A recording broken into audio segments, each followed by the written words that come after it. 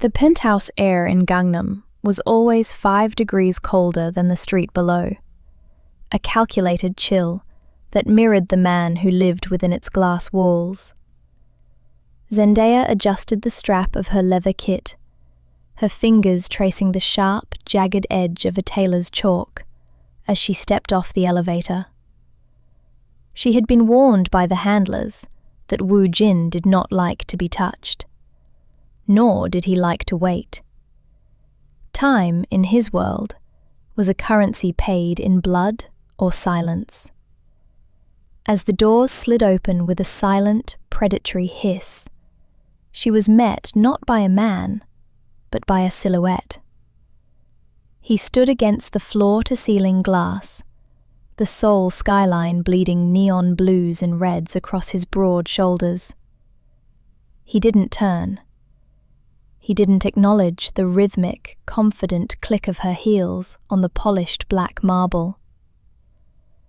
Zendaya set her kit down, her breath hitching as she took in the sheer expanse of his back. He was a man built of straight lines and hard edges, wearing a white shirt that looked like it had been molded onto his frame by a master sculptor.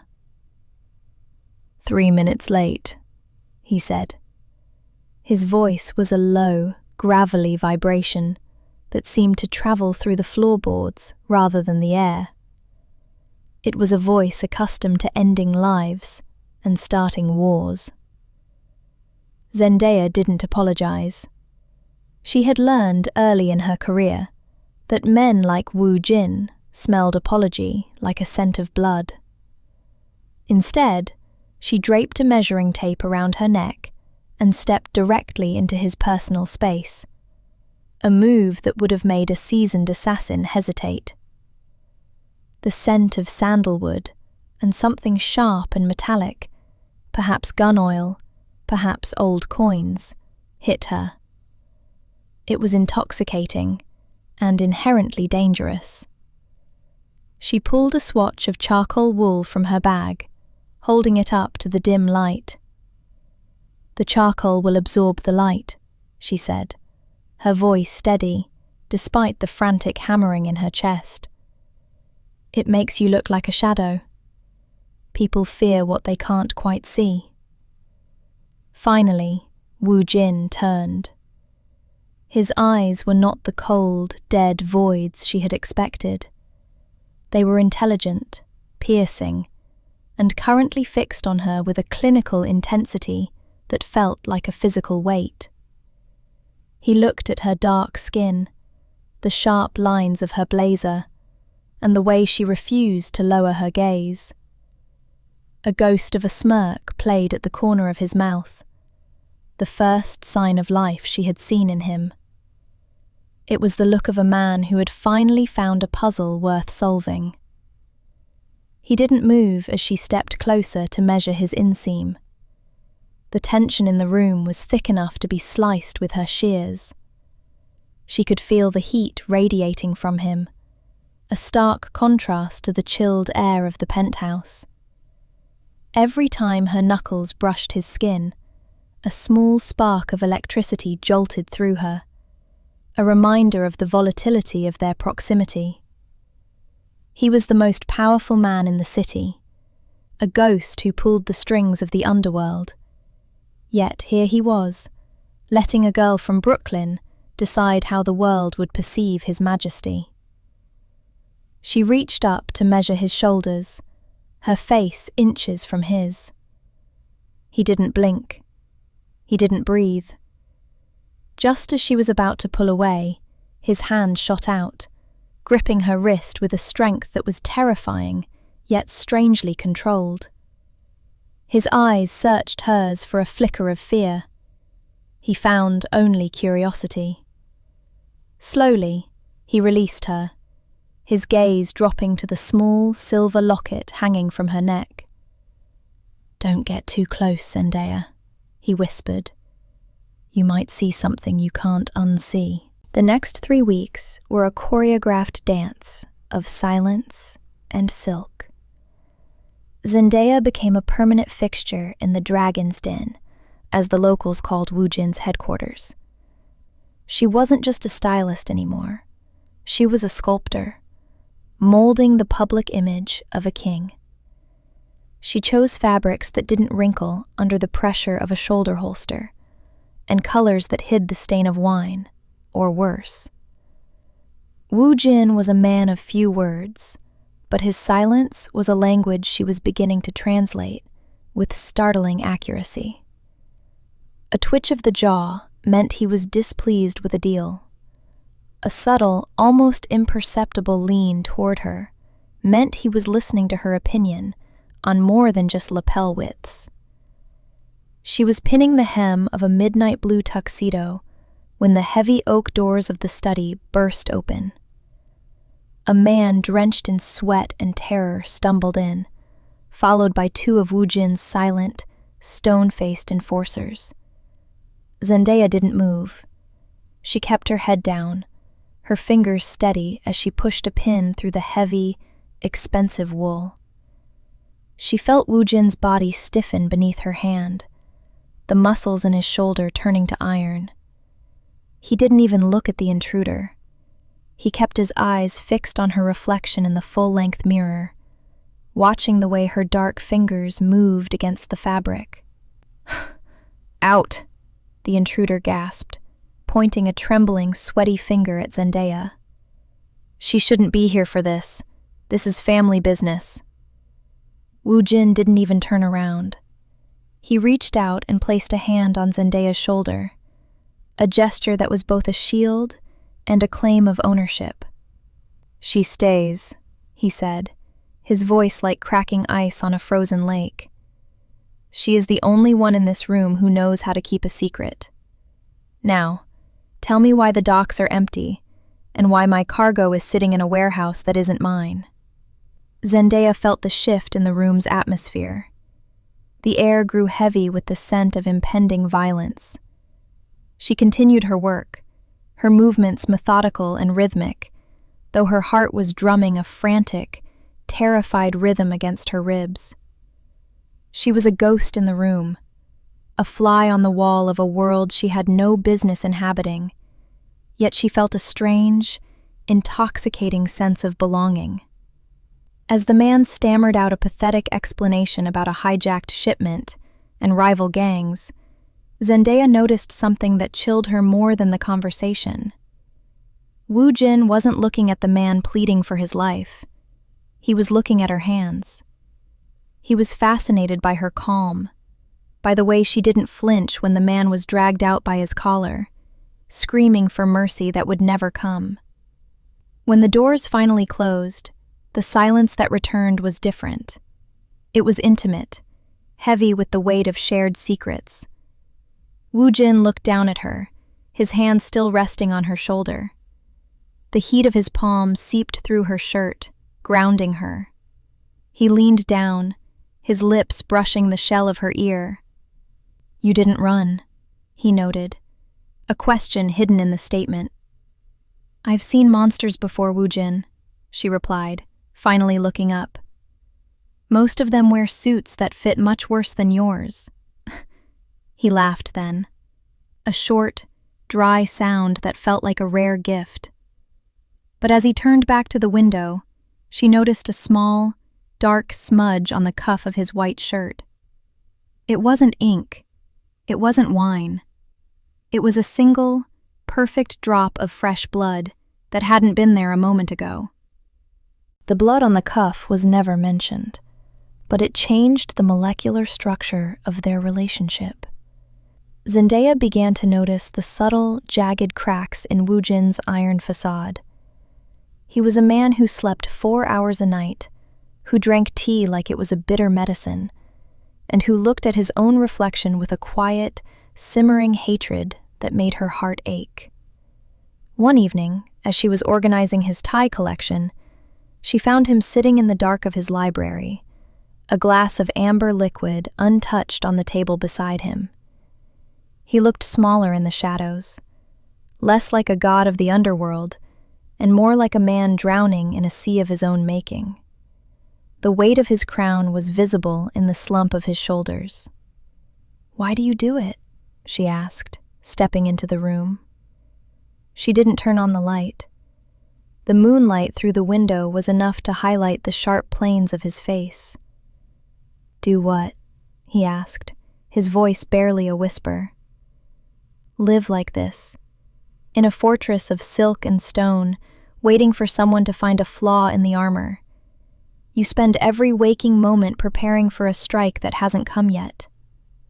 Woo-jin stood up, his movements fluid and dangerous, like a panther sensing a threat. He walked toward her until she was backed against the heavy mahogany shelves. He didn't touch her, but he didn't need to. His presence was an embrace in itself, overwhelming and absolute. Because the moment I stop being a monster, I become a victim. In this world, Zendaya, there is no middle ground. You are either the hand that holds the blade or the throat that feels it. He reached out, his thumb tracing the line of her jaw with a tenderness that terrified her. His touch was unexpectedly soft, a jarring contrast to the words he had just spoken. Zendaya felt a surge of something she couldn't name, a mixture of fear, pity, and a growing, dangerous attraction. She knew she should leave. She should take her kit and run back to the safety of the fashion world, where the only thing at stake was a season's reputation. But she was drawn to the darkness in him, to the way he looked at her like she was the only real thing in a world of illusions. "You're not a monster," she whispered, her hand rising to cover his, feeling the calluses on his palms. "You're just a man who has forgotten how to be anything else. You've been wearing the suit for so long you've forgotten the skin underneath." He pulled her closer, his forehead resting against hers. For a moment, the world outside, the hits, the deals, the betrayals, ceased to exist. There was only the sound of their breathing and the scent of expensive fabric and raw, unfiltered tension. He let out a long, shuddering breath, a sound that broke Zendaya's heart. He was leaning on her, physically and emotionally, a power shift that terrified them both. The moment was shattered by the buzzing of his phone. He pulled away instantly, the mask slamming back into place so fast it made her dizzy. "You need to leave," he said, his voice cold and professional again. "Now." A week passed in the deafening silence that felt like a physical weight. Zendaya spent her days in her studio, staring at sketches that suddenly felt meaningless and hollow. The vibrant colors of her fabric seemed dull and lifeless, compared to the stark blacks and grays of Woo-jin's world. She told herself she was glad to be away, that the danger was too high, but her hands shook every time she picked up a needle. She was hooked on the high-wire act of being near him, on the way he looked at her, like she was a puzzle he was both desperate and afraid to solve. She missed the scent of sandalwood and the cold air of the penthouse. On the 8th day, a black sedan appeared outside her shop, the windows tinted to a deep, impenetrable black. The driver didn't say a word. He simply held the door open with a robotic precision. Zendaya didn't hesitate. She grabbed her kit and stepped inside, knowing she was crossing a line she could never uncross. The drive was longer than usual, taking her away from the glitz of Gangnam and toward the industrial outskirts of the city, where the smoke of factories choked the stars. They pulled into a nondescript warehouse, the rusted gates groaning as they closed behind them like the jaws of a trap. Inside, the space was vast and cold, filled with the hum of generators and the smell of grease. Woo-jin was there, but he wasn't the man she remembered. He was dressed in a simple black tactical turtleneck and slacks, his hair uncharacteristically messy and his eyes bloodshot. He was standing over a table covered in architectural blueprints and maps of the city. When he saw her, His eyes softened for a fraction of a second before returning to their usual hardness. "I have a gala tonight," he said, as if they were back in the safety of the penthouse. "A public appearance. I need to look untouchable. I need to look like I've already won." Zendaya walked to him, her eyes scanning the warehouse and the armed men standing in the shadows. "This doesn't look like a dressing room, Woo-jin." "It's a fortress," he replied. "The penthouse is compromised. There's a leak in the family, Zendaya. Someone is selling my movements to the Japanese syndicates. They want my head on a platter before the sun rises." She felt a cold dread settle in her stomach. "Then why go to a gala? You're walking into an ambush." "I am the trap," he said, his voice dropping to a whisper that made the hair on her arms stand up. "I need you to fix my vest. It's too heavy. It ruins the line of the tuxedo. If they see the bulge of the Kevlar, they'll know I'm expecting them. I need to look vulnerable to draw them out of the shadows. I need you to sew the armor into the suit." The night of the gala felt like a funeral procession through the heart of the city. Zendaya watched the news from a secure, windowless location, her eyes glued to the grainy footage of the red carpet. There he was, Woo-jin, looking every bit the untouchable monarch she had created with her own hands. He moved through the crowd with a predatory grace, his midnight blue suit catching the light exactly as she had intended. He looked invincible, a god among men. But she knew the truth. She knew the weight of the Kevlar against his ribs, and the fear he was masking with every polite, cold nod. She could almost feel the tightness of the stitches she had hidden in his lapels. Hours passed like centuries in that small room. Every time the news flashed a breaking update, her heart stopped. She found herself pacing the small space, her mind replaying every touch, every whispered word they had shared. She realized with a jolt of terror that she was no longer an observer. She was entangled in his life, her own safety now tied to a man who lived by the sword and expected to die by it. She wasn't just his stylist, she was his confidant, his secret weapon, and perhaps his greatest weakness. She was the one who had made the armor that would either save him or become his shroud. Just after midnight, the door to the safe house creaked open. Zendaya grabbed a heavy glass vase, her muscles tensed for a fight she couldn't win. But it was Woo-jin. He stumbled in, his tuxedo torn at the shoulder, his face pale and smeared with soot and something darker. He didn't say a word. He just collapsed onto the sofa, his breath coming in ragged, painful gasps. Zendaya dropped the vase and ran to him, her hands searching for wounds. "Woo-jin, are you hurt? Talk to me." "Just tired," he managed to say, his eyes fluttering. He looked up at her, and for the first time, she saw raw, unfiltered emotion in his eyes. It was a mix of relief and something much deeper, an obsession that had finally taken root in the ruins of the night. He reached out and pulled her down to him, burying his face in the crook of her neck.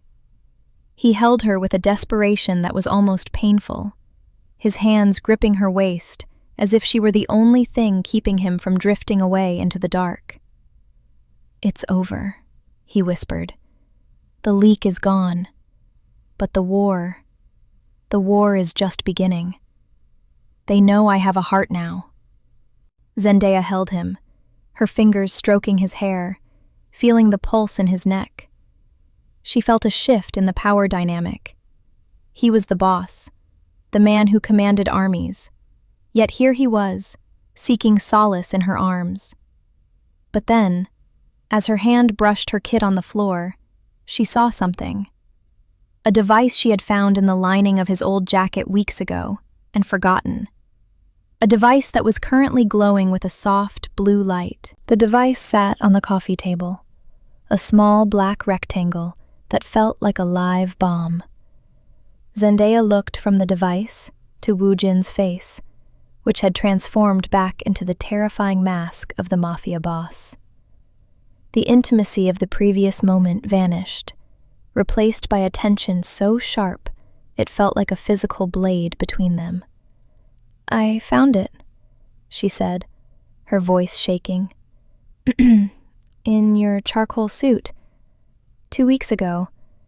I thought it was yours, a tracker or something. I forgot I even had it until just now." Woo-jin didn't speak. He picked up the device with a gloved hand, his eyes narrowed into slits.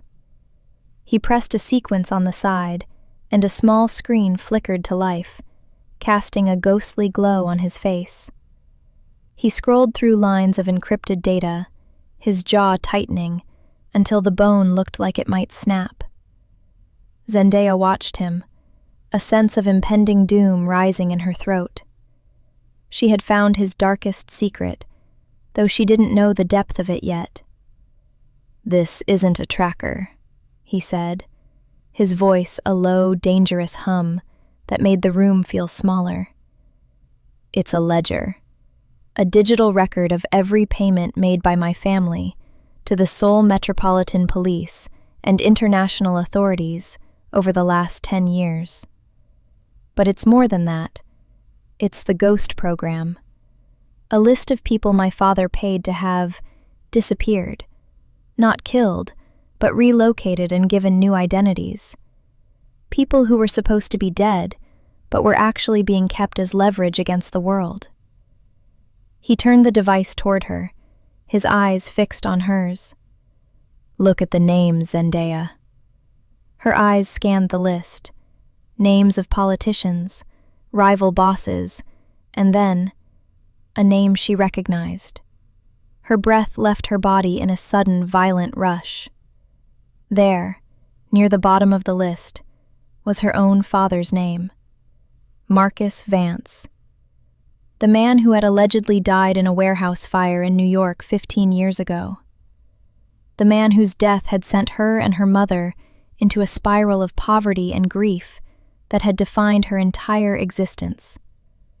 "What is this?" she whispered, her voice breaking. "Why is my father on this list? He died in New York. I saw the ruins." Woo-jin stood up, his presence towering over her. He looked at her with a mixture of pity and something that looked like guilt. "Your father didn't die in that fire, Zendaya. He was a witness to a shipment my father was moving through the Brooklyn docks. My father didn't kill him. He bought him. He gave him a new life, a new name, and a bank account in Switzerland, on the condition that he never contact his family again. He used your grief as a guarantee of his silence." Zendaya felt the world tilting. Her entire life, her struggles, her career, her very identity, was built on a lie manufactured by the family of the man she was falling in love with. "You knew," she hissed. "You've known since the day you hired me. I was just a project, a way to keep the secret close." "I didn't know," Woo-jin said, but the words felt hollow and thin. He reached for her, but she recoiled, as if his touch were poison. "I knew there was a connection. I saw the locket you wear. It has my father's crest on the inside of the casing. I hired you to see if you were a threat sent by the past. I didn't know he was actually still alive until I saw this ledger tonight. I thought you were the daughter of a ghost." Zendaya backed away, her mind racing through 15 years of memories that were now stained with the shadow of the man standing before her. "You're lying. You've been watching me. This wasn't a coincidence. None of it was. The fittings, the gala, the safe house. It was all a game to see how much I knew." "It started that way," Woo-jin admitted, his voice cracking with an emotion he couldn't hide. But it didn't stay that way. Zendaya, listen to me.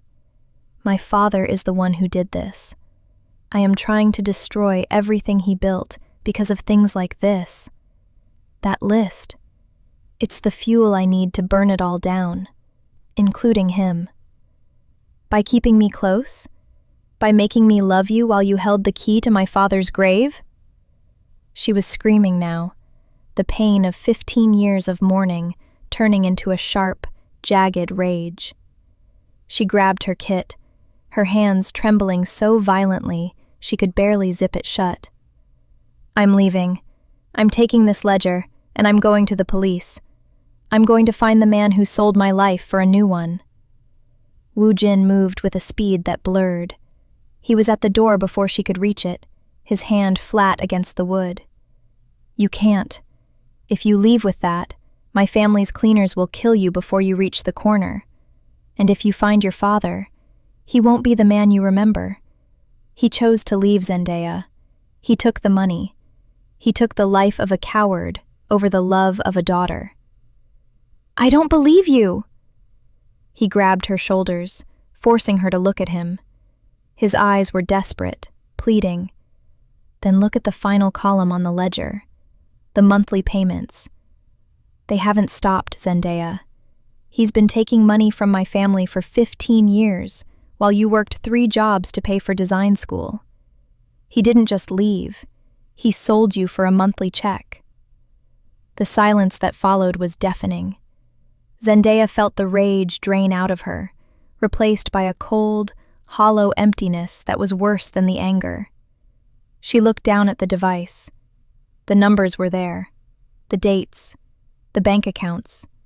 Every month, on the 15th, a deposit was made. Her father was an employee of the monster. She slumped against the door, the weight of the betrayal crushing the air from her lungs. Woo-jin knelt in front of her, his hands hovering near her but not touching. I'm sorry, he whispered. I wanted to find a way to tell you. I wanted to be the one to give him back to you. I couldn't lose the only person who looks at me like I'm a man. She looked at him, her eyes red and hard. You are a monster, Woo-jin. You just wear better suits. He stood up and set a handgun on the table. The car is outside. The ledger is yours. The gun is for anyone who tries to stop you. Go find him. But know that once you walk out that door, I can't protect you anymore. Zendaya didn't take the gun. She took the ledger and her kit, walking out into the cold morning air without looking back. The drive to the address she had decrypted felt like a descent into a nightmare. It was a quiet suburb of Incheon, a place of white picket fences and manicured lawns, the last place anyone would look for a dead man. She stood outside the small blue house for a long time. She watched through the window as an older man, graying at the temples, but still possessing the same sharp jawline she saw in her own mirror, poured a cup of coffee. He looked happy. He looked at peace. There were no photos of her on his mantle, no traces of his old life. He was a ghost who had found a very comfortable, very expensive haunt. She reached for the doorbell, her finger hovering over the button. But she stopped. What would she say? What could a daughter say to a man who had sold her childhood for a quiet life in the suburbs? She realized then that Woo-jin had been right. This man wasn't her father. Her father had died in that fire. This was just a stranger living on Mafia blood money. She turned and walked back to the car. She didn't go to the police. She didn't go back to her studio. She drove to the highest point overlooking the Han River and watched the sun rise over the city. She took the ledger and threw it into the dark, swirling water. She watched it sink, taking the secrets and the truth about her father with it. She chose her own freedom over a broken past. 2 days later, Zendaya sat in her studio. The shop was closed, the for lease sign already in the window. She was packing the last of her fabrics when the bell over the door chimed. She didn't turn around. She knew the weight of the footsteps. "You didn't go to the police," Woo-jin said. He was standing in the doorway, wearing a suit she hadn't made, a stiff, off-the-rack black one that made him look like a common soldier. He looked diminished, his power stripped away by his own hand. "I didn't see the point," she replied, folding a piece of silk. "Some secrets are better left in the dark." "My father is dead," he said quietly. "The family is in chaos. I gave the authorities enough evidence to bury the rest of them for life. I'm all that's left." Zendaya finally turned. He looked tired, older, but there was a flicker of something new in his eyes. A possibility. "Why are you here, Woo-jin?" "I have nothing left," he said. "No empire, no throne. Just a name that people fear and a life I don't know how to live." He stepped closer, stopping just outside her reach. "I came to ask for one last fitting." Zendaya looked at him for a long beat. She saw the man he was, and the man he could be. She reached into her kit and pulled out her measuring tape. "I don't work for free anymore, Woo-jin," she said, her voice steady. "I have nothing to pay you with," he whispered. "Good," she said, stepping into his space. She draped the tape around his neck, her fingers brushing the skin of his throat. "I'm tired of blood money. From now on, you pay in the truth." She finished her measurements and looked up into his eyes. For the first time, he didn't look away. "The charcoal wool," she said softly. "It still suits you best." He simply took her hand and held it against his heart, a silent promise in a city of lies. The story of the boss and his stylist had ended, but the story of Woo-jin and Zendaya was just beginning.